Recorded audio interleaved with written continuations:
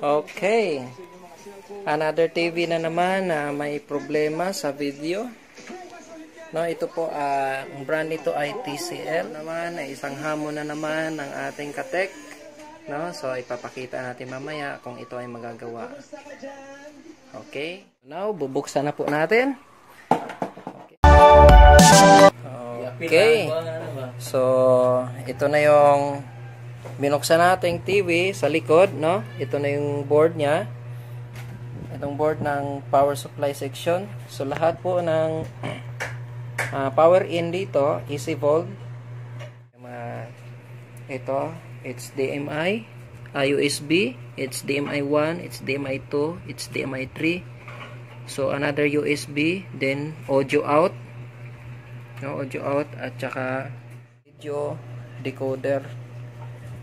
Kasi ito yung papunta doon sa atin. Yan dito sa ribbon connector 1, ribbon connector 2, papunta naman dito sa kabilang side ng kasi hinati po ito, isang kalahati left side, isang kalahati right side.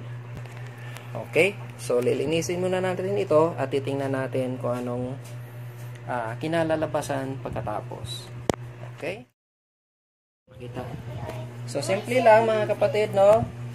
So ito gagamitin po natin lacquer thinner, no? Any thinner na pwede natin gamitin. Huwag lang yung masyadong matapang kasi magkakaroon tayo ng problema dito sa board. So at saka isang paint brush. Okay? So itong dalawa, ang gagawin natin, ilublob po natin itong paint brush. Mag-ingat po tayo sa mata natin kasi pag pumitik ito ay talagang nakakasira ng mata.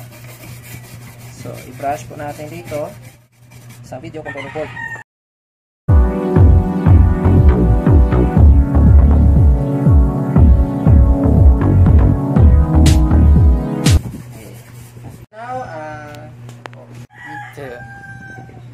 Okay.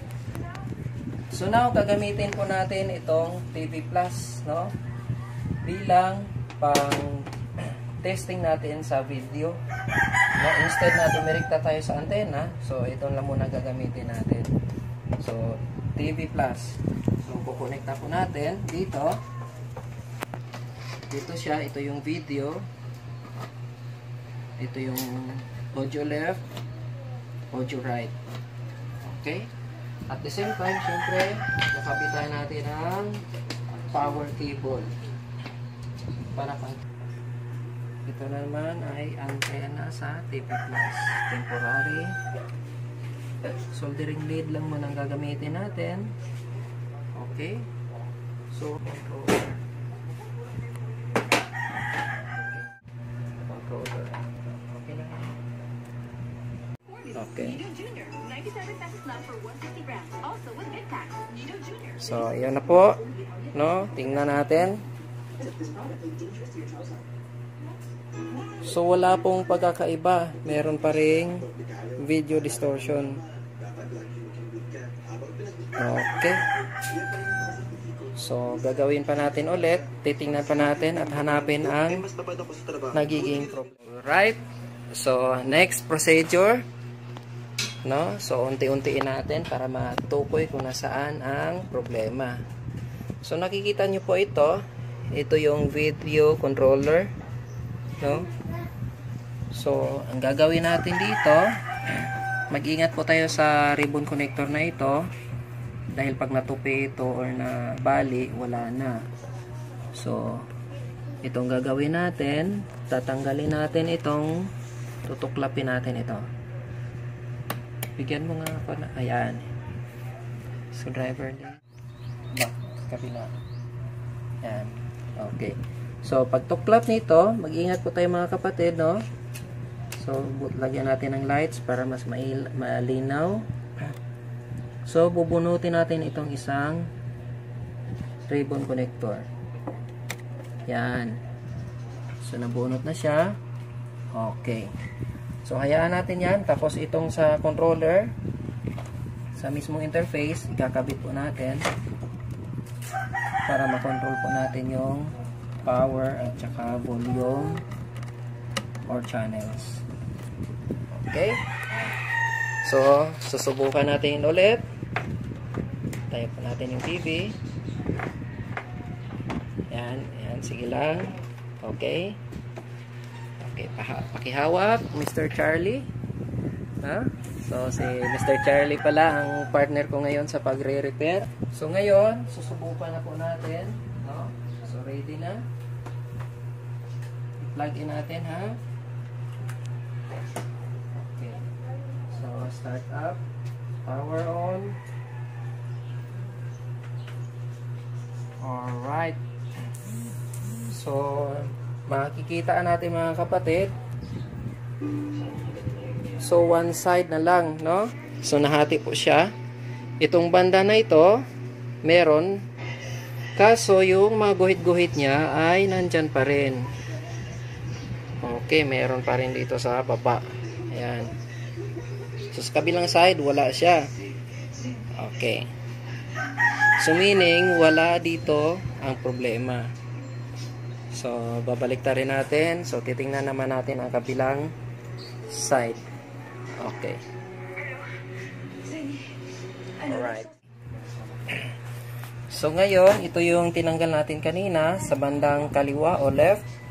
No? So, ibabalik po natin siya. Babalik po natin. Pakihawak ko ulit. Babalik natin siya. Pakaingatan lang. Baka mamaya matupi, mabali, o madisgrasya pa. Yan. Nakalak na yan. So, ito na naman kabila. Tutuklapin lang natin ito. Itong itim na ito. Ito yung lock. Yan. Nakabuka na siya. So, pwede na natin siyang dahan-dahaning bunutin. Yan. Okay. So, gano'n na naman. I-try naman natin siya na ang right side connector ang tinanggal. Okay. So, tatayo po natin. Alright. Kung makita natin, no? So, itong right side ang natanggal. Okay. Natin mga kapatid. Okay lang? Okay. Okay.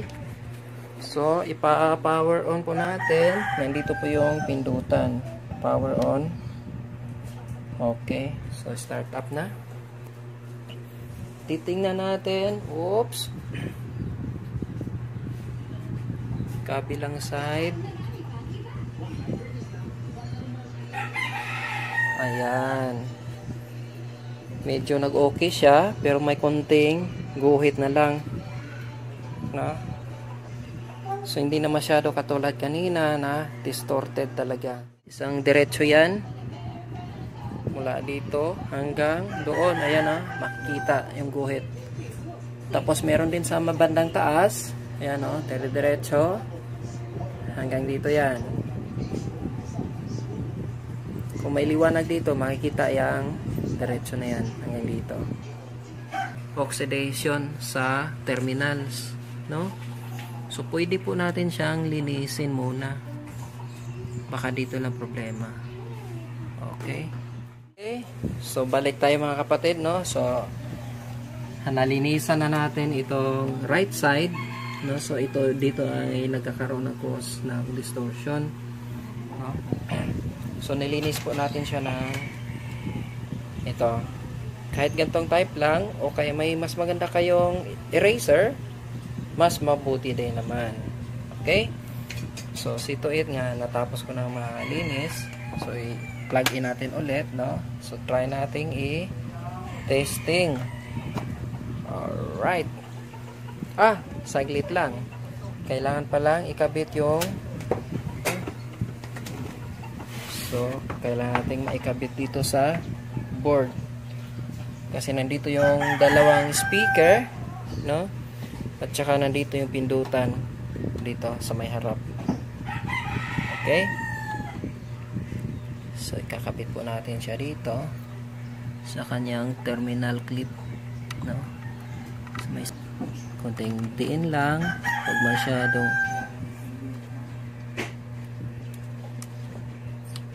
alright. TV Plus natin. Yan. So, kasi ito hanggang dito. Yan. So, kung titingnan natin, meron pa sa parting baba.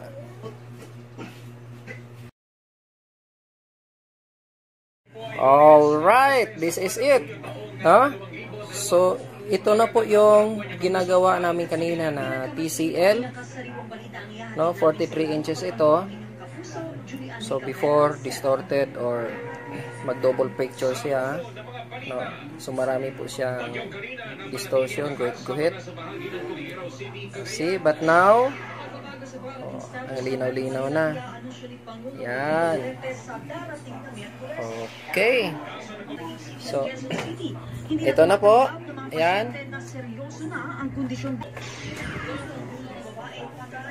Okay, so perfect. Good job.